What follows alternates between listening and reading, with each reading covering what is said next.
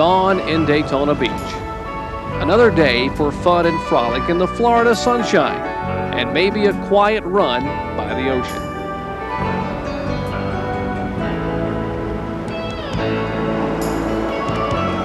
"11 months out of the year, it may be nothing more than a carefree start to a new day.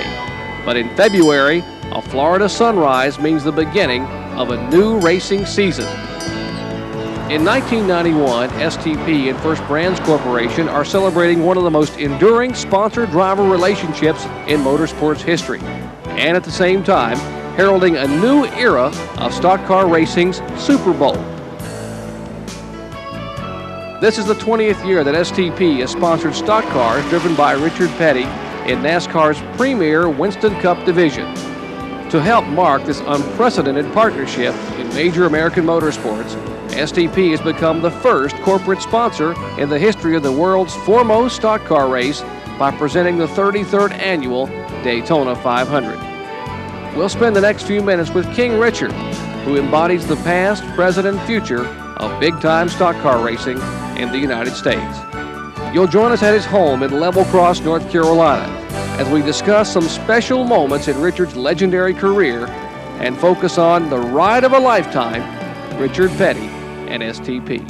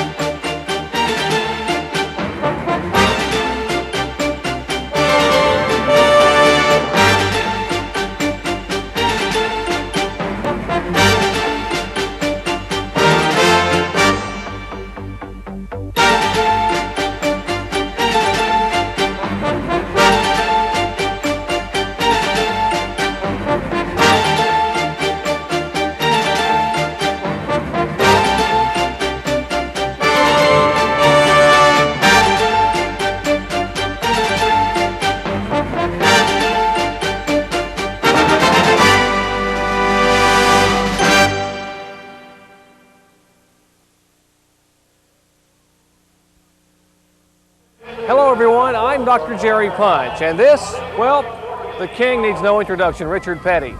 And Richard, you've been competing here since 1959, but this year the 1991 Daytona 500 takes on a very special significance for you. Well, yeah, you know, I've been with STP now for like 20 years. This is our 20th anniversary, and then all of a sudden they're sponsoring the Daytona 500. You know, it's the Daytona 500 by STP, so all of that stuff rolled up makes it really a big event for STP, but it makes a bigger event for Richard Petty. Richard, tell us about what you remember the first time you came here in 1959 to drive, like seeing this racetrack. Well, I remember coming through the tunnel, and at that time there was no buildings inside. They had a few grandstands, had a guardrail around the racetrack, and I couldn't believe how big this place was. Biggest thing I'd ever seen was Darlington, and I had never run Darlington, so this is the first super speedway race that I ever run. And come in, I couldn't believe how big it was, and it was just a deal. We came with convertibles. They run a convertible circuit and then a Winston Cup circuit, and we run 129 mile an hour and thought that was flying. You know what I mean? Now the pace car runs 129 mile an hour, so it's just grown so much that it's just I can't even compare to what it was when it first came. You're optimistic before you came here, and it has been a wonderful week for Richard Petty and the STP Pontiac. First qualifying and then the qualifying race. You've got to really be excited about the accomplishments you've already had this week. Well, yeah, we've had a good week. Okay, now we've got to finish it up. We've done the qualifying, the semifinals. Now we're getting ready for the finals. And you know, if we can back up what we've done in the other things that we've done, then we can have a good day on Sunday. So just a situation that they're working hard at it. We're trying a few little new things, trying to make it at least be consistent. And if we can do that, we're going to be pretty tough come Sunday. Well, the field is set for Sunday now, Richard. 42 cars, and you're starting third. Your best starting spot since 1977. Now, what can we expect when they drop that green flag from the king? Well, I hope I can keep up. I guess that's what everybody wants to do to begin with. The big deal is running a few laps, get oriented to what's going on, who's running good on Sunday instead of who was running good on Thursday or in practice. So just the main deal is be calm enough to let the first 5 or 6 laps just sort of unfold and, you know, stay out of trouble, and then we'll go racing from there. Well, we're going to see what's going to happen on the Daytona 500, but first, Richard, we had a chance to visit before you came down here, so let's go back to Level Cross and reflect on some of those early years for Richard Petty. In Level Cross, North Carolina, sits a house fit for a king. The frantic pace of a career in Winston Cup racing must be balanced by the quiet refuge of home, away from the roar of engines and the strain of competition. From here, Richard Petty can take in the splendor of a Carolina morning, looking out on a career unmatched in the annals of NASCAR Winston Cup racing. The magic numbers fill up the record book in a boundless progression of excellence. 200 wins, 1,000 starts, and 7 national championships. Having raced in 5 different decades, Richard Petty has woven his way into the fabric of the American sports scene. There is even an STP Pontiac on permanent display at the Smithsonian Institute in Washington, D.C. We got a bigger dog down in the dog lot. If the southeastern United States is the heart of American stock car racing, then Richard Petty is the soul. The Petty name is sacred down here. Respect for that name, as well as for his father Lee's wishes, were what helped Richard find the right time and the right place to take those first steps along what has become an historic path to stardom.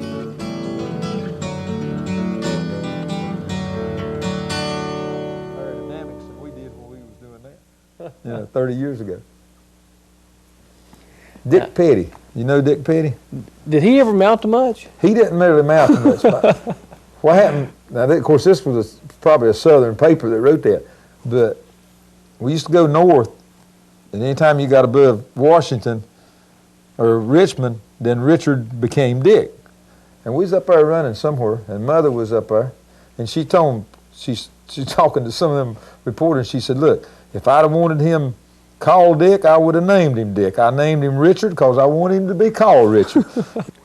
Richard, unlike a lot of kids today, I guess, so when their parents tell them something, they think about it for a few seconds and then they do what they want to do. But you weren't that way. When Lee told you, when your dad told you he didn't want you to drive a race car until you were 21, you listened to him. Well, I didn't have any choice really. You know, I guess when I turned around 18 or something, I come in one day and I said, you know, Dad, I want to start driving a race car. And you know, at that time we didn't have but 2 or 3 people working on a race car, and I was probably the chief mechanic, if you want to look at it that way. And then he said, you know, you're not old enough, said you wait till you're 21, and said you'll do a lot of growing up in those years between 18 and 21. Said you come back when you're 21, we'll talk about it. And then when I became old enough, I went back in. I said, okay, I'm 21 now, I want to drive. And he didn't hesitate. He said, you know, there's a car over in the corner, so y'all go ahead and get that ready and go to Columbia, South Carolina and run the race. Did you have a preference back then? Did you like the big track at Daytona where you had already been, or did you like the little tracks, the dirt tracks? Well, what was nice about the big track to me, I was just starting out. So when we went to Daytona, I had as much experience as anybody. Nobody had ever run that kind of racetrack. So anything I learned was a learning process. I didn't have to relearn or forget something that I had already known. So from that standpoint, it really made it easier on me to come into the racing at the time that all the super speedways were being built. So you know, I really didn't have a preference. Man, I'm 21 years old, 22. If there's a racetrack, I didn't care where it went uphill, downhill, or backwards. I just wanted to race. Richard, when people talk about Richard Petty, they talk about Petty Blue. The color Petty Blue. It's like no other color, no other blue you can find. Where did Petty Blue come from? I mean, this car will stand out in a crowd or on a racetrack or anywhere. How did this color selection? Well, really, where it came about was when we got ready to go to Daytona in 1959. We had just built that new Oldsmobile convertible, and up to that time, what we had some white cars, and we'd trimmed them in blue, and just different color cars. And we wound up getting ready to paint the car, and I didn't have enough white, and I didn't have enough blue to paint the car. So, we just poured it all in, we remembered, and painted the thing, and then I remembered how much we had in it. Once we got it painted, everybody liked it. Said, man, this is super. And so the only thing about it was in about a week, 2 weeks, the thing started turning kind of white, getting kind of flaky looking, and so what we did, we went to Greensboro, talked to the paint boy up there, told him about the mixture and stuff that we had, and he said, well, I can take care of that. So he mixed it up 3 to 1 or whatever color I had done, and then he put some different colors in it to keep it from fading. And since then, he's the only one in the country that's got that formula. It's a situation where it's not a registered formula or anything, but there's just one man in the world that knows the formula, and he's still in Greensboro. Richard, we're going to show you a little tape here of your second win at Daytona. The first one came in '64. This one came in 1966. The first multiple winner on a super speedway. Yeah, this was the one that we started off and we run along, and I think it winds up that it started raining at the end of the race, and we wound up actually winning the race under caution. I think maybe might have been a lap ahead or something. You know, I'm making a high buck pit stop. I'm cleaning my own windshield. I roll the window down, clean my own windshield, and then I idle out. Now this is just, it's so much different now than what it was then that it's just a different league more or less. Then, like you say, we had all the windows had to work. You know, they had doors on the car, although they were bolted. You know, all this kind of stuff. The car was a lot stocker. It didn't appear any stocker, but when you got to really looking underneath, what they did then was took a stock car and rebuilt it into a race car.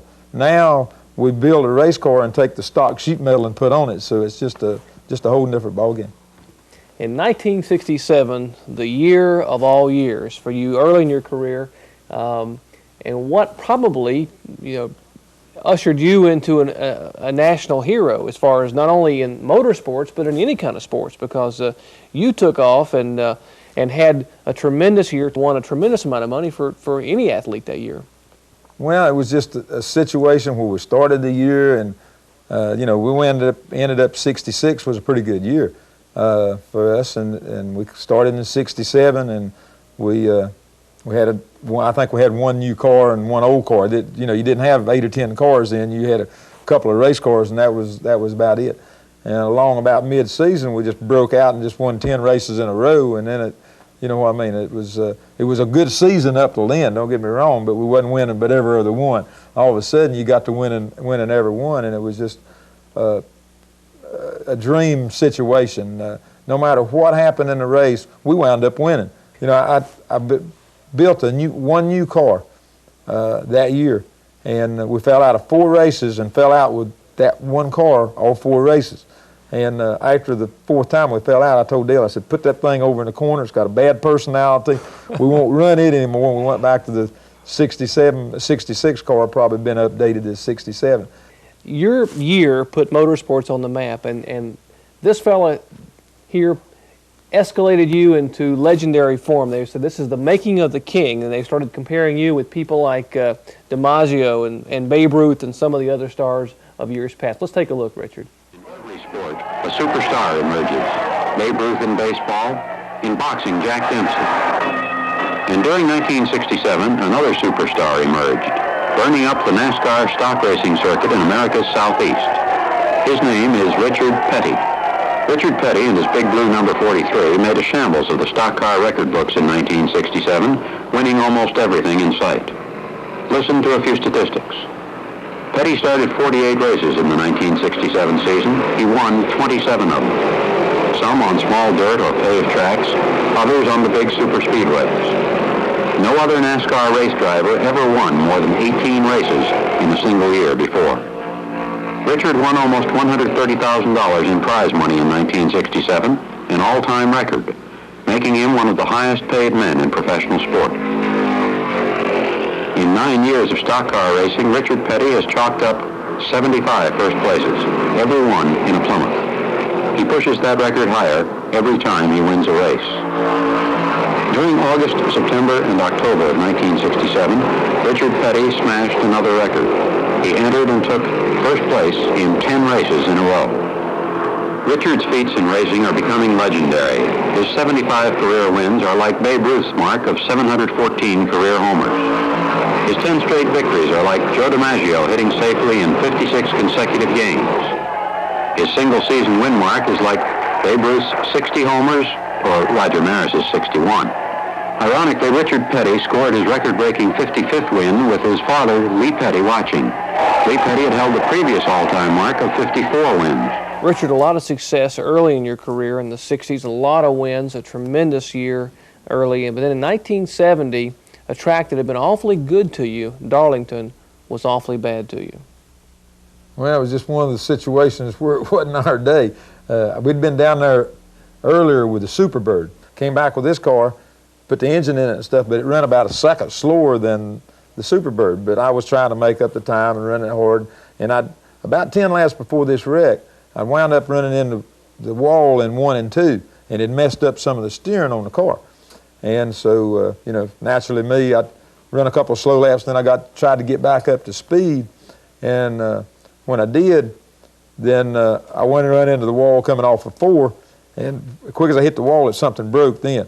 And the car, you know, came down to the inside and hit the wall, and turned over 4 or 5 times, and it was, up to that time, it was the most spectacular wreck I'd had, and it was kind of a funny deal. It wasn't funny for the wreck, but when it was all over with and you look back, down in 1967, I'd won a race at Darlington and broke my father's record. He'd had 54 wins, so I won my 55th win at Darlington. So they'd set up a plaque right there along Pit Road, big plaque up on a little pedestal and everything. Well, when I crashed, I knocked that down.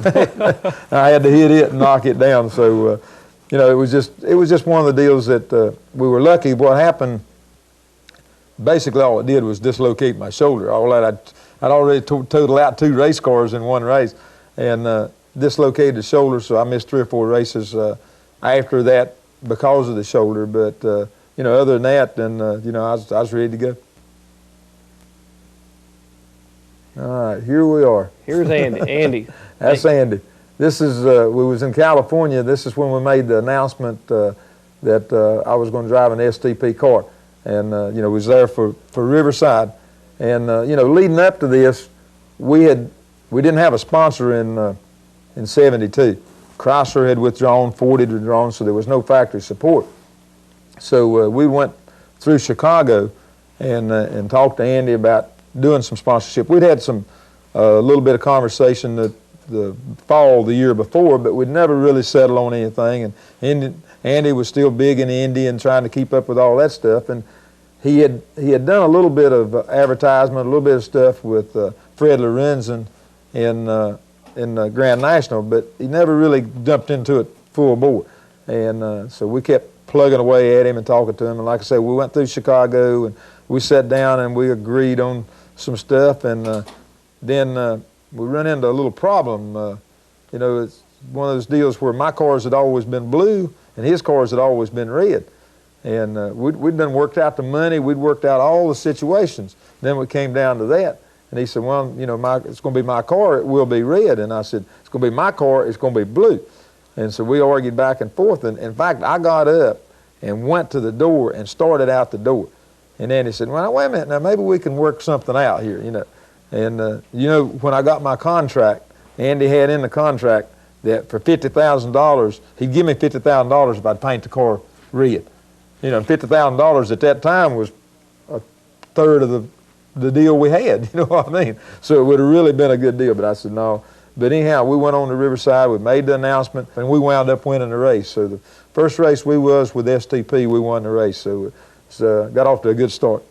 Signed with STP in 72, but the first big win at Daytona, Andy Granatelli standing there trying to get across the track, counting the laps down. Well, yeah, it was just a big, big deal for all of us that day.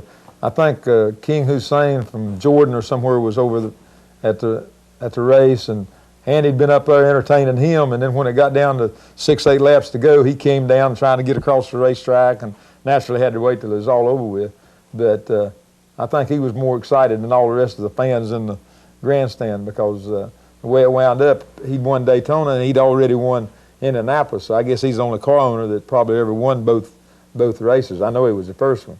And is there anybody that didn't climb on the car? And anybody that had a uniform, STP uniform on, they all climbed on the car. I don't know how it made it. I mean, it doesn't run 500 miles, and here they are expecting it to get everybody in. But everybody got in there with it. It bottomed everything out. They had to redo the hood and the top, I think, when we got back home. But the main thing was we'd won the race. All right, we'll get out here now. Andy's gonna come tearing in here in a minute. Right now we're safe from him. Oh, here he comes. Looks like a fullback for the Rowman High School team there. But he comes in and they had just won Indy a couple of years before that or something, and he took Andretti, and I think he just picked him up and kissed him all, and he's trying to grab me, and I was trying to get away from him. Pretty big bear. See, he done got hot. It's cold down there. Everybody's got coats on and all this stuff. He done got excited and got hot. Instead of drinking the champagne, he's taking a bath. I mean, he was really out of it, man. I mean, he was really having him a big time. I just left. He was taking up the show, which was fine with me. I'd done my act. Oh, he's got Dad here. He's got to leave. Oh man, that was good old days.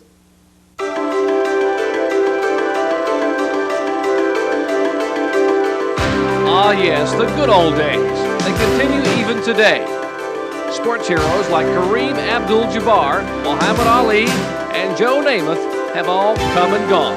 But King Richard still enjoys enormous popularity and recognition. His competitive fire still burns brightly. Interaction with the fans could have tired most anyone for the amount of time Richard has spent in the limelight. But there he was at Speed Weeks 91 in Daytona, signing autographs and doing some radio shows, like this early evening visit with MRN host Eli Gold. Richard, good evening. Good evening. Loyal fan here, enjoy you. Hope this Sunday's number 201. I don't know what they'll do to that crowd control, but I hope it's 201. They'll start rebuilding the grandstands on Monday. We'll worry about that. Let's go ahead and get our part of it done. Right. We'll help them build the grandstands back. That's great. Listen, He also tried his hand at a benefit bowling outing. And as always, old number 43 was a fan favorite.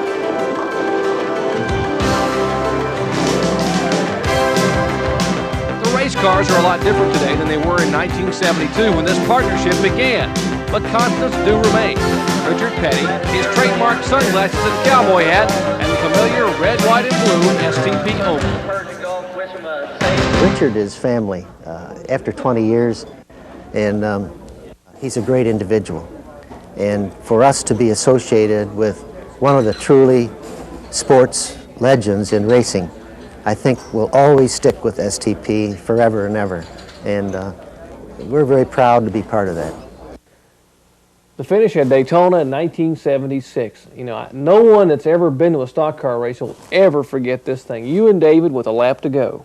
Well, it was a situation that, you know, David and myself had been racing for all these years, and we'd come down and run a lot of ones and twos, but this particular race, we'd done outdistance everybody, and it come down to the white flag lap, and I was leading the race, and, you know, I felt like David had the quickest car. Of course, he felt like I had the fastest car, but I knew what he was going to do. I knew he was going to try to slingshot the deal down the backstretch, and that's exactly what he did. The deal was there was nothing I could do. I'm running just as wide open as that thing will turn a wheel, but what happened when David goes in the turn there, then he slides up. So I'm able to go and come back down under him, see how high he went. So I come down and get up beside of him, and as we come off the corner, I thought I had him cleared, but I didn't. And this is what happened. And you know, I go on, think I got it straight, and still run into the wall, come down into the grass, and it just doesn't slide all the way. Even after that thing hit the wall, I said, man, no sweat, man, this thing's going to slide and slide across the flag, but it didn't.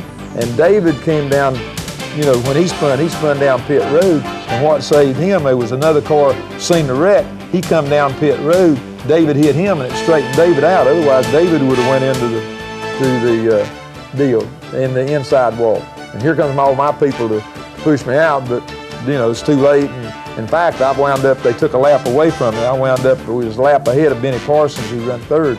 So I still run second. I could not get the car started. It would not move. And one boy come out there, and once he got out there, then all of them decided to come, and Kyle was one of them that decided to come. And you know, it was just a situation where he was following the crowd. He wouldn't come out there without them. And you know, they all know better, but in the heat of the battle, you do a lot of things. Now, Barry Dotson was there as well? Yeah, Barry was the first one to the car. You know, he's looking after some cars now, and he's won a couple of championships and stuff working for other people. So, you know, he was a young boy at that particular time, and he was energetic, and when he seen it happen, you know, the first thought is, you know, I got to help my boss man. So, you know, it couldn't have been a more exciting deal, and, you know, it was a situation where that nobody blamed anybody. It was just you know, you hear this deal, racing accident. That was. I thought I'd cleared him. He wasn't going to back off to let me go, and I don't blame him. So, you know, there we was.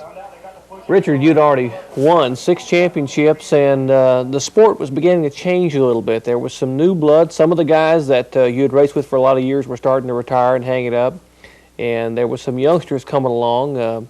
A guy by the name of Waltrip that really gave you a run for your money in '79. Well, yeah, it wound up that we give him a run for his money the way it was, because along with, you know, 8 or 10 races to go, he had a pretty good lead on us in the points.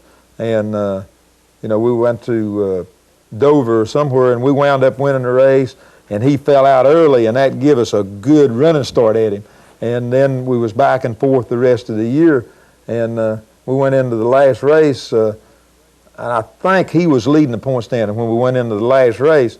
And so Buddy Baker was you know, he qualified first or second, and I was up front. Buddy said, now, when the race starts, if I'm leading and you come up there, I'll let you pass me, and I'll give you 5 points. So we run along there, and Buddy's leading the race, and I was running second. Buddy pulled over and let me go by, and I lead a couple of laps, and then I motioned him back by. So then I am wound up 2 or 3 points ahead, you know. So then Darrell sees what's going on, and when they make a pit stop and stuff, then we come in the pits. He stays out to get his points. But when he did, he got screwed up with somebody and spun out down there and wound up losing a lap. And yeah, I think we wound up running third in the race, and he wound up 6th. So we wound up winning the point standing by 11 points. So, you know, it was right down to the wire. We was back and forth all year long, and you know, it was great to win our 7th championship too. You know, 1's good, 2's better, and they just, you know, keep multiplying. Richard, 1981, it was coming down to what looked like a last pit stop for you. Well, you know, it was a situation there where we'd run all day, and Bobby had been the fastest. Bobby Allison had been the fastest all week. I guess he'd sit on pole, won everything there was to win. And he was pretty well dominating the race as far as not running away from everybody, but leading the race and stuff. And, you know, it came down to the right last part of the race. And, you know, it was a deal that he ran out of gas, I think, going up the backstretch. And about time for a pit stop anyway, he came in and got tires. Everybody else came in and got tires and gas. Well, Dale left me out there run just as long as I could. And knowing that, you know, we wasn't having any tire wear at that particular time, and it wasn't making our car faster to change tires, so we stayed out there. And then we came in. He said, "Okay, come on in." When I started down pit road, he said, "Okay, 1 can of gas and go." And so, you know, I said right then, I said, if we don't run out of gas, we're going to win the race. I mean, you know, so what happened? You know, we were able to do that, put us about, I don't know, 6, 8 seconds ahead of Bobby, and you know, we was able to maintain that lead. And the car ran out of gas coming off the number 4 corner, you know, but it was still skipping, but it still made it to the line. If it had been a lap before that, we'd have been in trouble. But it was just one of those days where we made a right decision. We had a good car, you know, that was capable of winning the race, except Bobby, I guess, was faster than we was, and we couldn't just flat out run him. But there again, circumstances fell on our way, and made the right decision, won another race. Richard, I don't know how you do these things, but it's like maybe someone up there is directing your life with the strings and just writing the script. Now, we STP, going to California, the announcement in Hollywood, you win at Riverside, and then in 1984, the President of the United States, Ronald Reagan, gives the command from Air Force One, and the race, probably the race of your life. Well, it was just, like you say, if they'd have been writing in Hollywood, they wouldn't have made it quite as corny as it wound up. I mean, you know, I'm a big Republican, a commissioner in Randolph County, North Carolina, and, you know, a big supporter of Reagan. And here I am on July the 4th trying to win my 200th race in front of the President of the United States, and I wound up being lucky enough to beat Cale back to the line for the win, and I just beat him by 2 or 3 foot, and it was just a situation that, you know, if you'd tell somebody or if they read it in a book, they wouldn't believe it. It had to happen in fact in order for it to work. Now we got in the same situation with Cale as I did with David Pearson in 1976. And, you know, the competitor passed me down the backstretch. They went into the 3rd corner, and they went in so hard, they went up a little bit. I was able to come back underneath. So the deal was the experience I had in 76 taught me something so that when it came down in 84, I was able to say, okay, you don't go up there and try to pull out in front of this cat. You just run along beside of him, keep him bogged down, and hope that you come back to the line first, and that's what happened. You know, 200 is very, very important, but under the circumstances, with all the presidents that's ever been in the United States, this is the first one that's ever showed up at a racetrack. So everybody's got to go from that, from racing standpoint, and I wanted to be the one that was able to welcome him to Grand National Racing. That had to be a special moment for you to be able to walk. I mean, you went to Victory Lane, you celebrated because it was a landmark for you, but then you come across and walk in there with President Reagan. Well, it's just a situation that, you know, I had met him a couple times before, and you know, he didn't know me, I knew him, right? And so, you know, the big deal was like you say, he's President of the United States, and he was there, and we got to talk to him a little bit, but the deal was that what blowed his mind was that we was beating on each other, coming down at 200 mile an hour.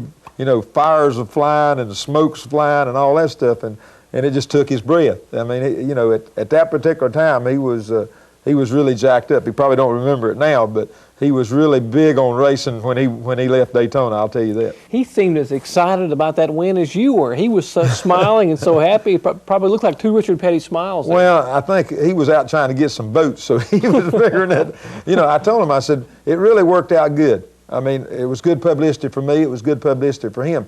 I got him on the sports page, and he got me on the front page. So, you know, because he was at the racetrack and they took all those pictures. So, you know, if you open the paper, you've seen him on the front page with me, and then you've seen me with him in the sports section. So it was a big deal for all of us, I'll tell you that.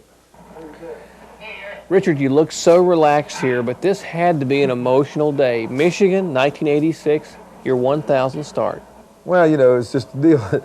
I guess all of a sudden I felt like, hey man, I've been here a long time to be able to run 1,000 races in a career. That's just you know, unheard of situation at that time.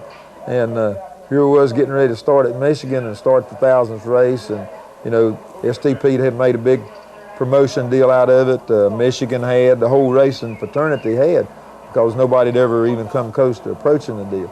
And you know, I had my whole family there, all my girls, and naturally Kyle was there because he was busy racing. So it was just really a big situation for all of us. As evidence of how important this is, you've gotten a lot of awards, but there's a whole segment of your museum that's dedicated just to this 1,000 start with all the plaques that surround this special day. Yeah, we took the flag and all the plaques. I don't know, might even have the uniform or the hat or stuff, but just made a whole section, and like I say, just dedicated it, put the picture in there, dedicated all of it to the 1,000th start. This was a big situation for me here. My daughters were here, and you know, we're waiting to start the race. And you know, I'm sitting all anxious to start the race anyway, but I'm anxious to hear them, you know, crank up the situation that they were supposed to do. And show your appreciation for the man known to all of us as King Richard. And in honor of Father's Day, it is only fitting that the command be given by his daughters, Rebecca, Sharon, and Lisa. Daddy, start your engine!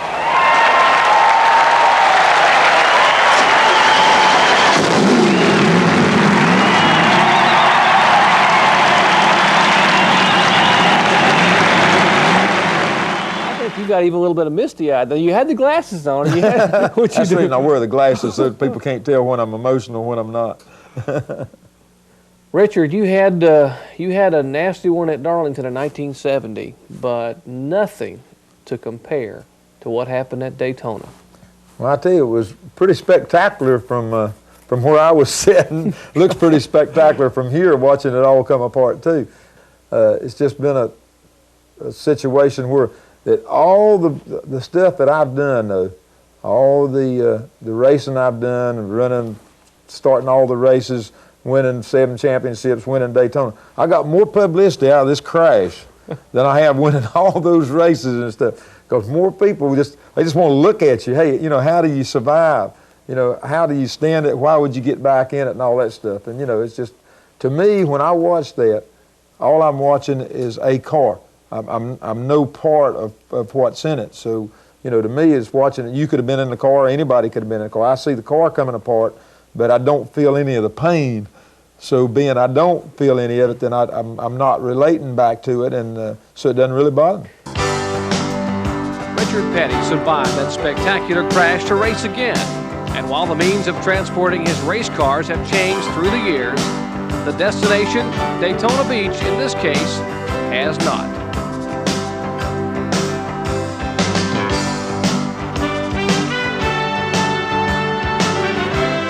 Nor has the fans' adoration for Richard Petty. The Daytona 500 by STP not only is the first race of a new season, it's the first opportunity for Winston Cup fans, some of the most loyal in all of sports, to reaffirm their faith in their heroes.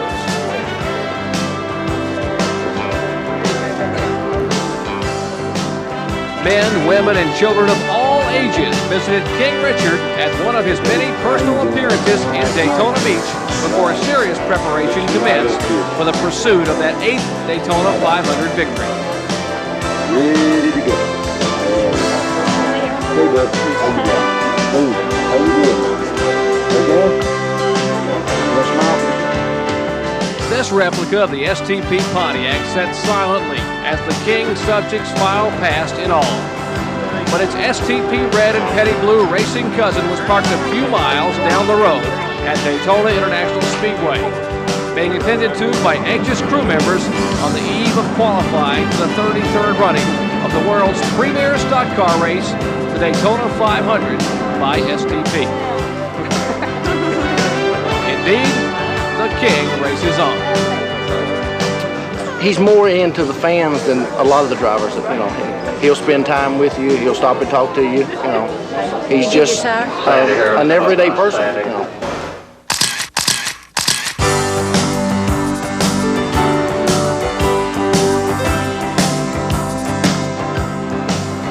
But this everyday person doesn't go to the office in a business suit carrying a briefcase. It's a fireproof driver's suit and that trademark cowboy hat. Every lap of practice on the track in the critical minutes before time trials translates into thousands of seconds that mean the difference between starting up front or at the back of the pack. Out again, back in, back out, and in again.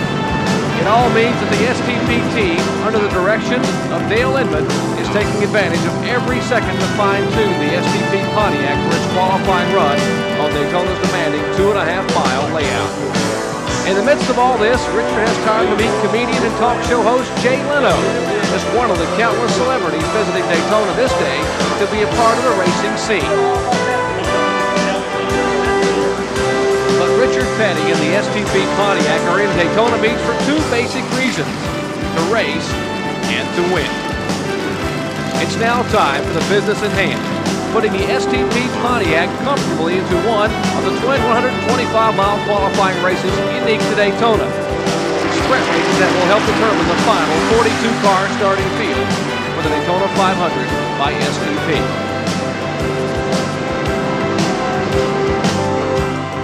They were pretty good, and then we lost it last evening somewhere. We ain't had it found it back yet. The thing just quit running. We couldn't figure out what our problem was. Richard's early practice speeds were quick, but he still felt that the team may have slowed down a tick or two on the watches during the final stages of warm-ups.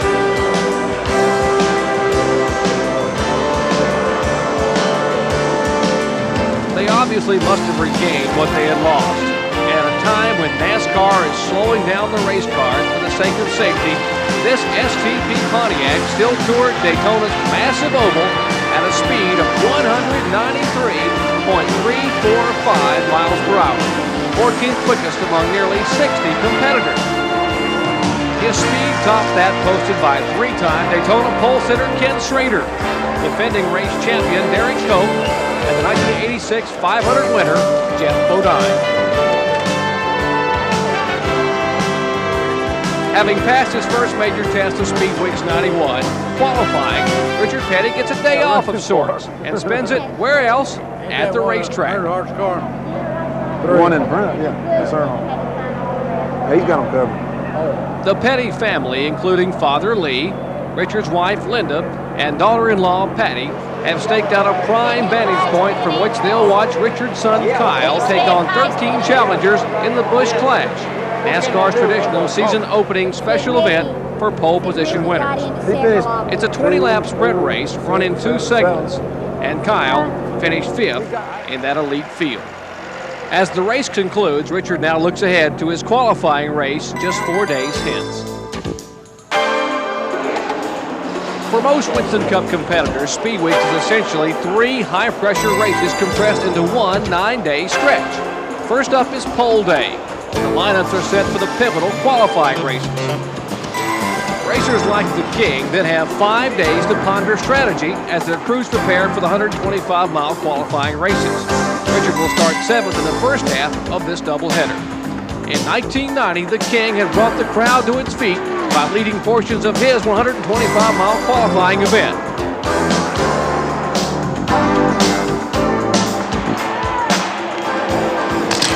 Once again in 91, Richard stirred emotions by marching his STP Pontiac toward the front. But after dicing with Hut Strickland and setting his sights on leader Davey Allison, a late race caution short-circuited the King's bid for the lead, and Richard finished second. The strong showing provided Petty Enterprises with a spot in the second row. Happy crew members knew the time for celebrating was short. Their thoughts quickly turned to the major task at hand. 3 more days of hard work to fine-tune the STP Pontiac for yet another day in the sun. And now as race day loomed just 24 hours away, Richard Petty was honored at a media breakfast hosted by Richard said, STP. I think, in the video that someday he was going to get out from behind that wheel of that car, and starting third, it certainly isn't this year, Richard. But when he does, when that day does come, First Brands Corporation has put together an annuity program, and Richard knows about this, so he's not going to be surprised, but it's worth $1 million. Richard?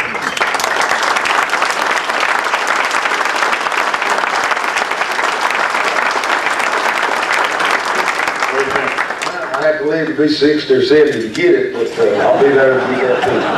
That's great stuff. You know, I guess this is the first of any sponsorship situations where the sponsor said, okay, you know, somebody's been working for us, we're going to do a little bit extra, all above the contracts, and got nothing to do with it. But I think they look back at 20 years, and you know, it's been good for us, it's been good for STP, and as I hear, instead of giving you a gold watch, they give you $1 million. That's a little bit better. Well, we'll tell all your fans about it tomorrow morning. Thanks, Richard. Unlike Thursday's weather when steady rains forced a 3.5-hour delay in the start of the qualifying races, Super Bowl Sunday for the stock car set was magnificent. There is nothing quite like the air of anticipation as you stroll through a Winston Cup garage on race morning. You not only see the preparation, you can feel it.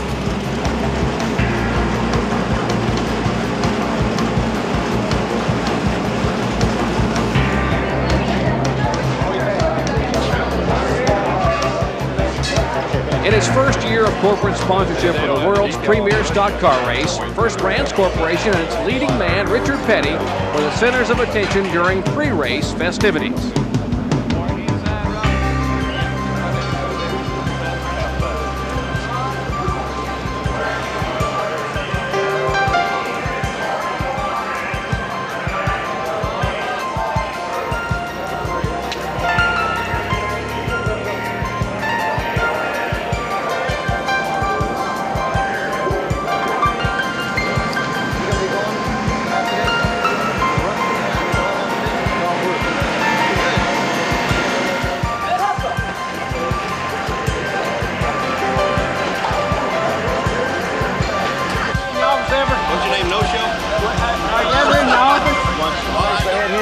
all the press was standing down here at the green flag. They standing out down here like this.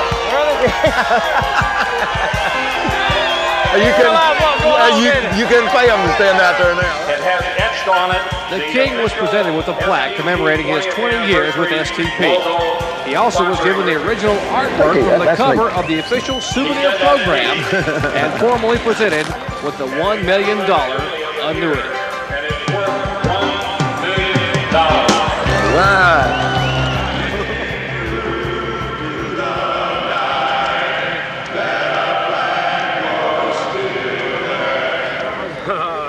Following that emotional pre-race ceremony honoring American forces in the Persian Gulf, the time approached for the 42 principals to strap themselves into their 3,500-pound cars and begin pursuit of that $2.2 million pot of gold. As the command to fire engines is delivered, the STP crew gets revved up as well.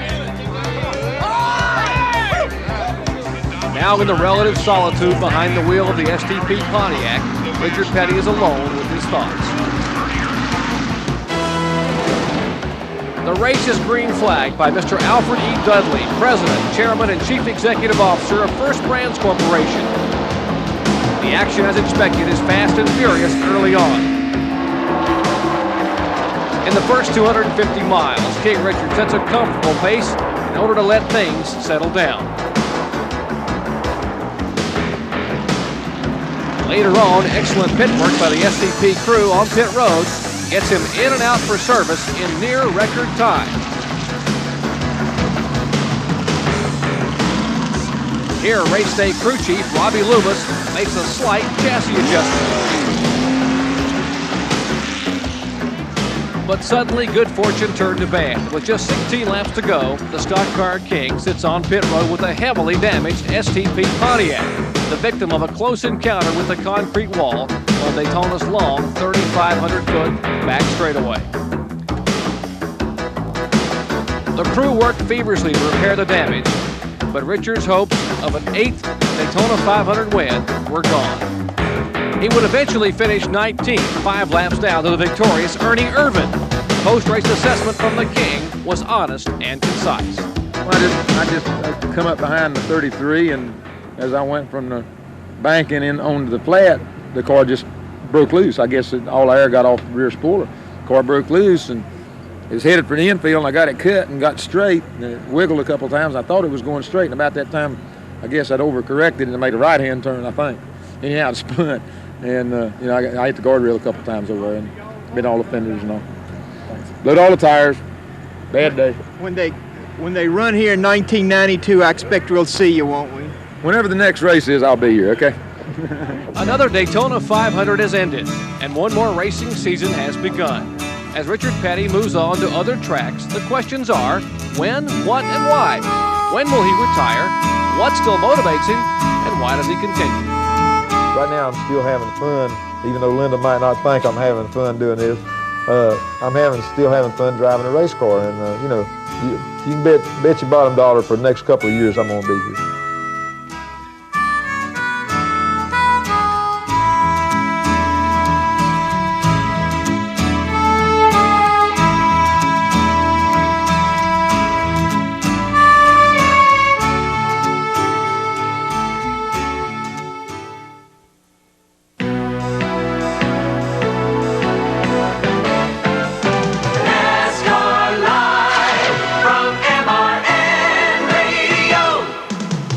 The Daytona 500 by STP, NASCAR's most prestigious race. No one has won the 500 more often than Richard Petty, a 7-time Winston Cup champion who has also won the 500 7 times. Richard Petty, the fastest Pontiac driver in town, joins us tonight. NASCAR Live from MRN Radio. If you don't like the looks of your car, shoot it. With Son of a Gun Protected from STP. If your dash looks dull, shoot it. Your seats are shot, shoot them. Your tires look flat, heck, shoot them too. Don't leave your roof a wreck.